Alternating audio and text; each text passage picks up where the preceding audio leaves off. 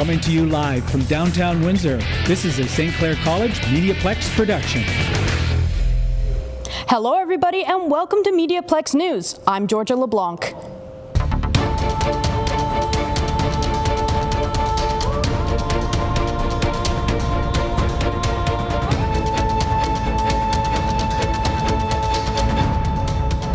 Augmented reality and virtual reality. What is it and how can it be used for journalists?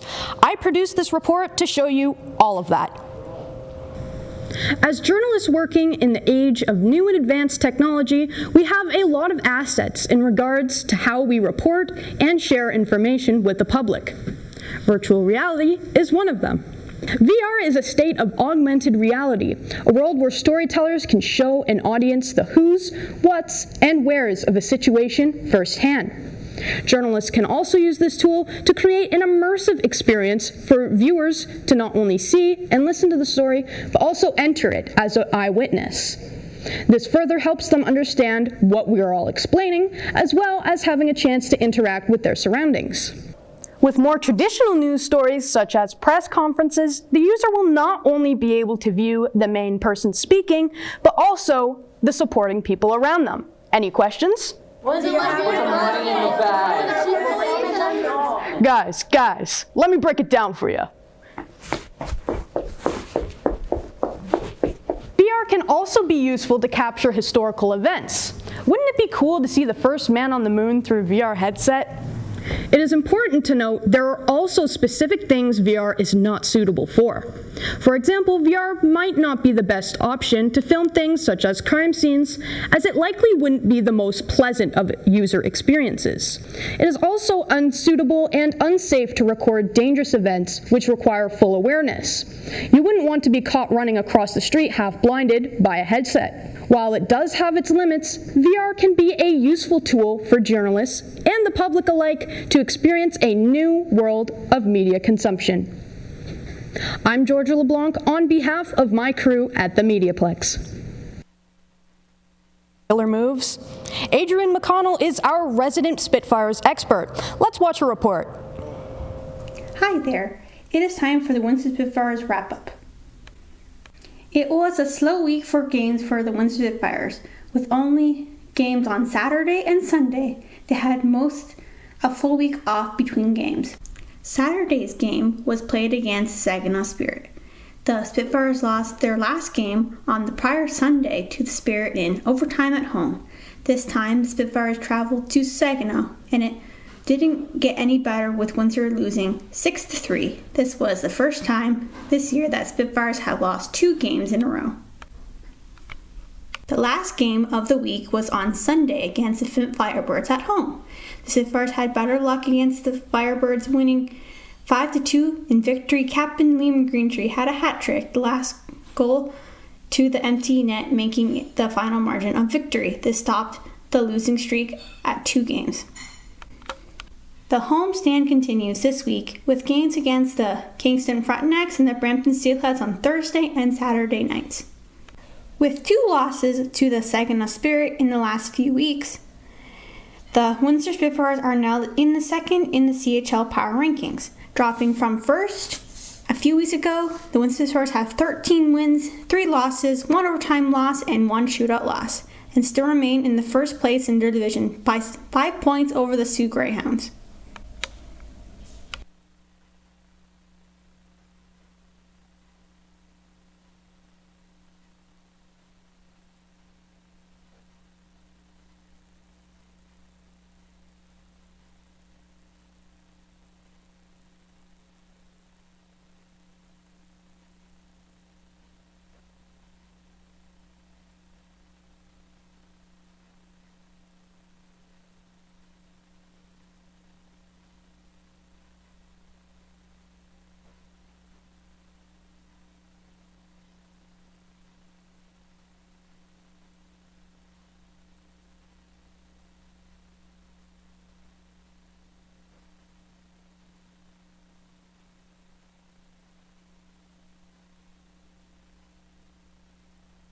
Now they're set up. Here's Woodall.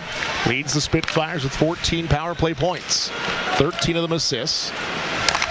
And Belchez trying to sneak one upstairs, comes all the way back for Greentree. Coming downhill, moves it for Belchez. He goes upstairs and scores! Ethan Belchez and the Spitfires take flight first.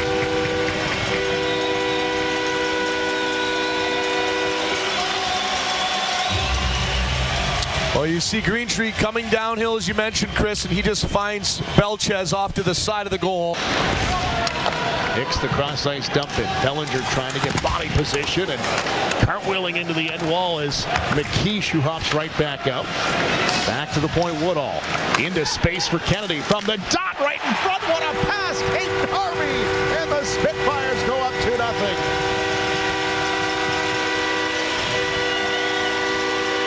But they did not allow a goal in the first period to the Brantford Bulldogs en route to the 7-0 loss.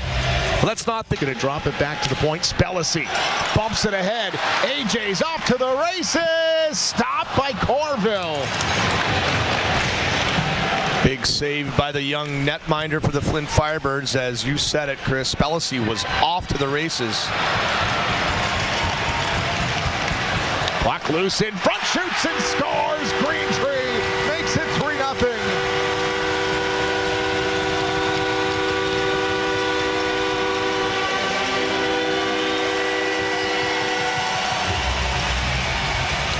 Well, you see this puck just go off the Flint defender. These, but they get some attention, and people love it. See a lot of kids dressed up as Taylor Swift tonight. That puck ends up right in front of the net. Greentree couldn't get the shot off. Now he gets it right back on the forehand, and he'll snipe that one home. It's 4-0. Puck lot for Liam Greentree. Liam Greentree with back-to-back goals here for the Spitfires, as they've got the big bodies working, and Ethan Garden does well on this line as Belchez drives this puck to the net. Greentree tries to go through the legs of the Flint defender. Spitfires have fired it up to Belchez. Back on the offense. 50 seconds left, the man advantage. It's Ethan Belchez. Goal and assist back to Greentree, and Corville steals one. Got the glove out to stop the captain. An excellent save there by the... Kennedy tries to fend off big Aspinall. Ain't Aspinall now. No one really jumping on. Now Allen.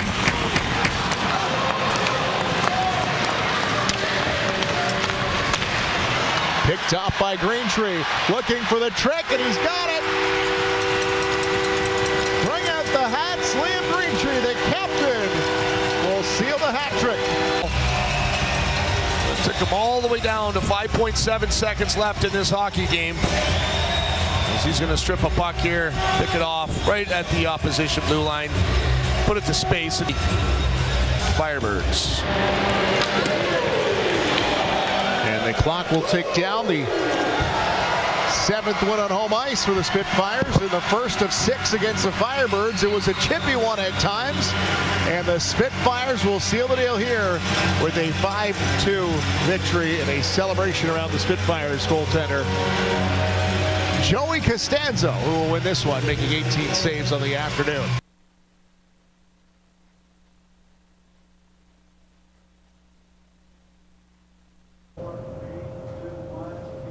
A great report from Adrian.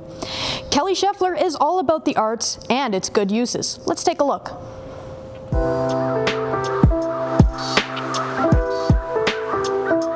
So that was a rough start, but it gives you a pretty good idea of how frustrating it can be trying to accomplish some of the tutorials that I'm looking at. I'm definitely not jumping in and succeeding right away by any means, and I want to share some of that process with you so that you too can be inspired to try if you want to, because I find that for me, sometimes the hardest part of the trying is coming to grips with the fact that I know I'm going to fail, and if I can be okay with that and I can try anyway, then maybe I can actually succeed. Who knows? What I'd like to focus on now is more of a Zen watercolor exercise that just basically involves mixing the colors in water on the page, just giving yourself permission to play around with the colors, just to get familiar with how they look and interact with each other, and even just to not meditate exactly, but there's a clearing of the mind that can happen when you're just focusing on how the different colors interact with each other in the water. And I would like to bring some of that calm to you if you also find that you need that in your life. I am a bit of a perfectionist, so being zen about watercolor painting is not necessarily easy for me. Letting go and just letting things be how they're going to be and not worry about the perfection of the end result necessarily. It seems to be kind of an integral part of the process because it's going to take time to learn how to control watercolor, if you can control it at all. That's kind of the neat part about it. I've watched these tutorials, and I've even watched people do tutorials and paint the same thing multiple times, and even when they're attempting to paint it exactly the same way, the different aspects of their paints, the water, the paper, etc., the medium itself is in the realm of chaos theory, because it's not going to turn out exactly the same way twice. That brings me to this. This is one of the only things I can get zen about.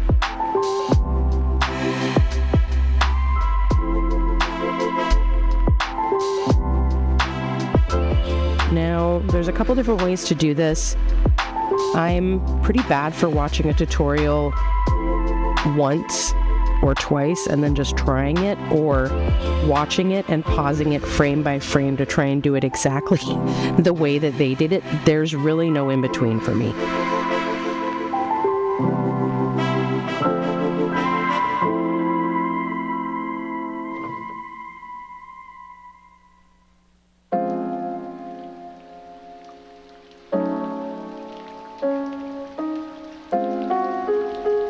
Okay, so let's take some of our yellow. You know what? Let's put that in the middle. Let's make it the catalyst for some other colors. All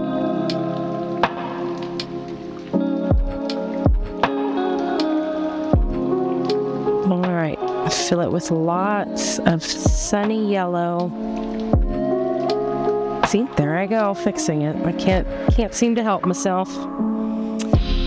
All right, so there's the yellow, and here's something interesting that can happen with watercolor.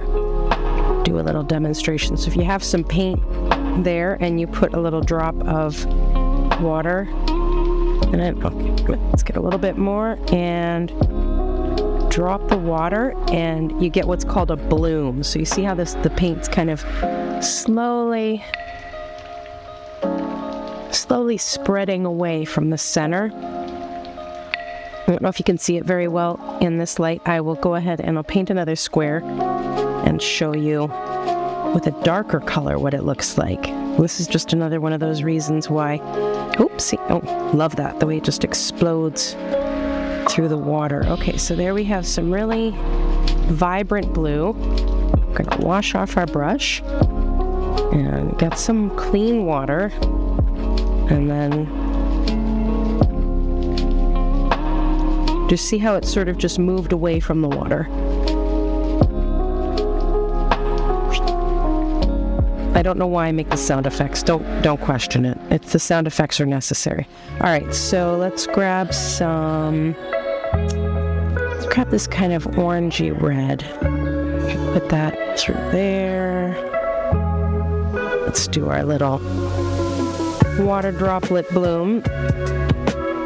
See how it just it weirdly sort of mixes it but also separates it at the same time. It's another reason why I love the watercolor so much. It's just so weird. It has such a mind of its own. And a little explosion there. All right, what's next? Maybe a different blue? Let's try a different blue, and then maybe it'll be cool with the orangey look. It's a little greener there. Not enough water. A little bit more water. So you really want to get that saturation. Okay. Drop of water in there. You don't have to do that for them, but it's just kind of another way to experiment that I enjoy. So let's go blue into red. Probably get like a weird browny purple there. And then we'll go yellow into blue.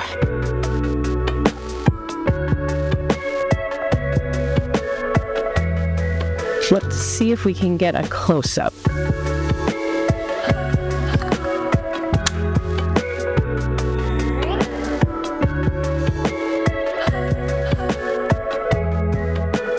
All right, apologies for the light bouncing off. But that's basically what I'm talking about. Sorry about the light bouncing off on that angle. But the way that they mix, and I don't know, there's just something really endearing and calming about it.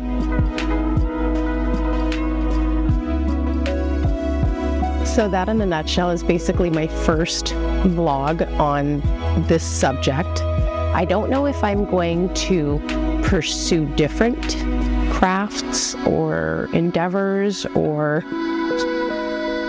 things that I've wanted to try.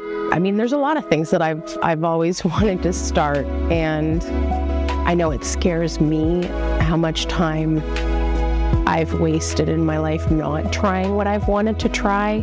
So I guess my hope with this is that I'll not only overcome some of those fears for myself, but also while documenting that, help a few other people. Thank you for joining me. My name is Kelly, and it was lovely to meet you. Well, Kelly, I really think you should stick with the painting. Move over, Picasso. Let's head over to Zach Attack with a look at the weather. Zach? Thanks, Georgia. Currently right now it is 4 degrees, and now let's take a look at our 3-day forecast. Wednesday, mainly cloudy and a high of 7. Thursday, partly cloudy and a high of 9. Friday, chance of showers and a high of 10. Brighter conditions as we head into the weekend and warmer temperatures as well. But before we end this segment, I have a little weather history. On this date in 1992, 3 to 11 inches of snow fell in northeast third of South Dakota and into western central Minnesota, don't you know, from the 18th to the 19th. Storm total snowfall amounts included 11 inches in Browns Valley and near 9 inches in Bryant. Well, Georgia, thankfully we don't have any of that coming our way anytime soon. Back to you. Thank you very much, Zach. The new Canadian Centre of Excellence is our guest today in the studio today, and we have a chance to speak with one of them. With me is Shagofa Anwari. She is a member of their Youth Resource Center. Shagofa, welcome. And as a newcomer youth, what makes the Windsor community feel like home to you? So it is very safe, and it's a place where you get to meet new people and you can explore new places. Mm-hmm. So what are some places that you like to explore in Windsor? Oh, you could go to waterfront, different malls, you could shopping, and you could spend more time with your friends. Very good. And why do you think is important for after-school programs like YRC for newcomer youths? Oh, you gain new experience, you make new friends, you learn new skills that you never did it in back home or before. Mm-hmm. Very good. And what advice would you personally give to youth who are new to Canada? So you could take advantage of new opportunities, help other people, make new friends, and use any opportunity that you see. Very good. Well, I won't hold you any longer. Thank you, Shagofa, and thank you to the Canadian Centre of Excellence. Switching gears, pun intended, we love our cars, and so does Joe Bedard, our wannabe mechanic. And he even knows how to take care of them. Hello everyone, I'm Joseph Bedard with the MediaPlex, and this is Cars Aren't That Scary, a segment of the show where I teach you some tips and tricks on how to do some basic vehicle maintenance, even if you've never touched a car before. Today, we're doing something that everyone should at least know how to do once, and that's your oil change.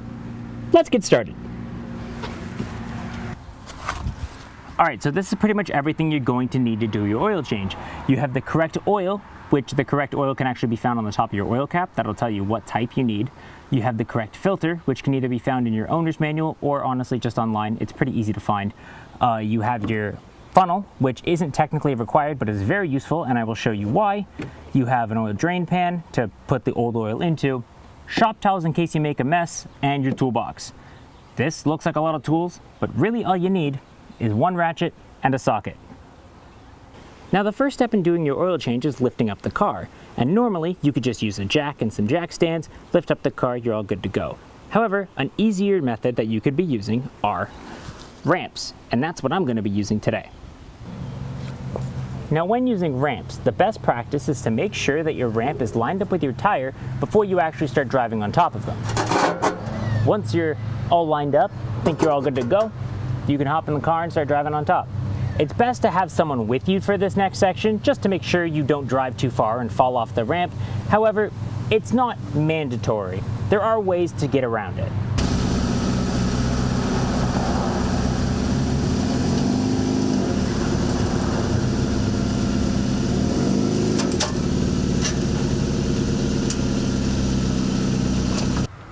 Okay, so what you're gonna need is a drain pan, which you can shove right under there. You're gonna need your funnel, just because it makes things easier. And you're gonna need your ratchet, which I actually forgot over here. So give me a sec. So at this point, I took my microphone off just to make sure no oil splashed onto it, so it's gonna be a voiceover for the next little bit. Here, all I'm doing is breaking the oil drain plug free with a ratchet, putting the funnel underneath where the oil is going to come out, making sure the funnel is actually pointed into the drain pan, and then undoing the plug by hand to make sure that I don't drop it into the funnel. After that, all you have to do is wait for the oil to finish draining. This can take a while depending on which car and engine you have. This clip is actually at 4 times speed, but luckily, the funnel's not really that heavy, even with the oil draining into it, so it's not too bad. Once all the oil is out of the engine, just put the funnel aside and you can move over to your oil filter. Next is your oil filter. Depending on where it's located on your car, this might get a bit messy, so just be aware, and if any oil does get on your skin, Dawn dish soap is incredible at cleaning it off. This is why I took off the microphone. The best way to take off your filter is to turn it counterclockwise with your hand until oil starts coming out of where it's mounted. Just wait for it to drain for a bit, grab 1 or 2 of your shop towels, and use that to take the filter the rest of the way off. There is a chance that your filter needs more than just your hand to take it off. If that's the case, you might need an oil filter wrench, which can be found at any Canadian Tire or auto parts store. When installing, clean off any of the leftover oil from where this filter was mounted. Put a little bit of the excess oil onto your finger and give the rubber seal of the filter a good coating. Once that's complete, just screw the filter onto where the old filter was mounted. Now put the drain plug back into the oil pan. When tightening both the bolt and the filter, be sure not to over-tighten them. The filter is just tightened by hand, and for the bolt I usually make sure it's just snug. Both of them I'll also give an extra 1/8 of a turn, just to be safe.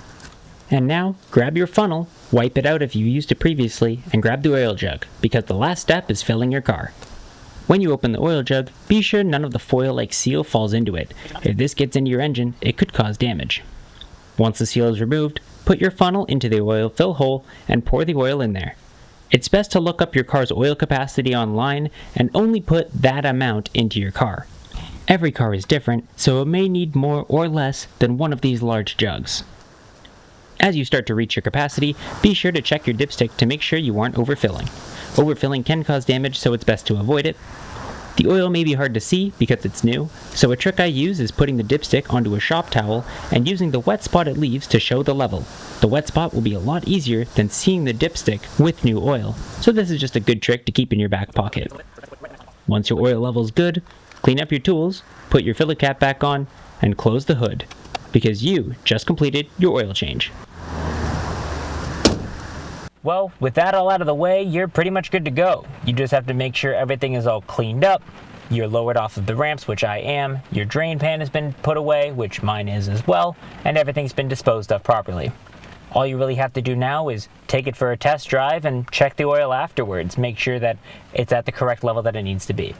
We'll be back tomorrow to make sure that the oil level is where it's supposed to be, since not only is it raining, I don't really have anywhere else to go today. Alright, so it's been a couple days since we last did the oil change, and all we got to do now is lift up the hood, which it is already popped, and then just check the oil level, make sure it's all good to go, no leaks or anything, and close it up and you're all done your oil change. So let's take a look at that. Alright, so you're going to check your oil the same as I've shown you a couple times before. You got to make sure that you pull it out. You're going to wipe it off on its way out, just to get all that excess oil on there off from when you just drove the car. Once that's all done, you're good to put it back in. Make sure it goes all the way to the bottom, and then you pull it back out and check your fluid. As you can see here, my oil is within reason. It is within those crosshatches that we were looking at previously. So all you have to do is you can put your oil dipstick back in, close your hood, because you're all set. And with that all out of the way, you're pretty much done your oil change. As long as your oil is within those crosshatches on that dipstick, you're good to go. So, thank you so much for watching. I'm Joseph Bedard with the MediaPlex. I hope that I've shown you that cars just aren't that scary. And I'll see you guys in the next one. Well, Zach, it seems like Gen Z and Gen Alpha humor has been infiltrating the MediaPlex. What do you think about 6-7? I don't know what that means. I keep hearing people say it, but I still don't know what that means, and the internet culture is ruining the minds of our youth. Well, as a 20-whatever-year-old, what if I called you Unk? Unk? Are you mad? See, this is what happens at the MediaPlex. I don't know, as a matter of fact. Are you mad? Potter? Peter. Potter? Peter? I don't know anymore. We've gone way off course. I think this is where we just wrap it up. For now. Oh, we have time. We have time. Yeah, so what do you think about KSI's new song? About what? KSI's song last year. I'm in the thick of it and everybody knows it. Is that where we brought in the lube? I don't know. Okay. Who taught Dave how to say 6-7? I feel like that was you. I didn't. Then who did? I didn't Joseph? do it. No. Owen? It was, who's Jackson? Oh, his grandson. Oh, yeah, that sounds like Jackson. He used to do the radio show with us. Anyways, how's he doing? I don't know. Anyways, thanks for tuning in. I'm Georgia LeBlanc, and that's Zach. We've gone way off the rails, so we're going to leave it there. We'll see you next time.